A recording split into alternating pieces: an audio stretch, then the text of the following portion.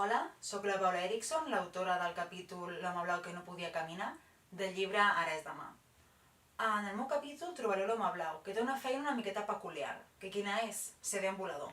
I en què consisteix aquesta feina? Doncs en caminar arreu del món, agafant experiències de la gent que es va trobant. I què passa amb aquesta feina? Doncs que hi ha un dia on arriba un enemic invisible i fa que l'estat on viu l'home blau reculi i retalli els drets i llibertats de les persones que hi viuen. Això que implica que hi ha feines, com les del deambulador, que no són productives, que no són efectives per salvar el país i combatre aquest enemic invisible. En el capítol, l'home blau es veurà en un dilema, que serà si seguir lleial a l'herència familiar, perquè és una feina que ha heredat de la seva mare, de la seva àvia, i que està dins del seu ADN i dels seus principis, o si cedeix a l'estat tenir una vida més plàcida, més tranquil·la, però traint a qui era i qui ha estat sempre.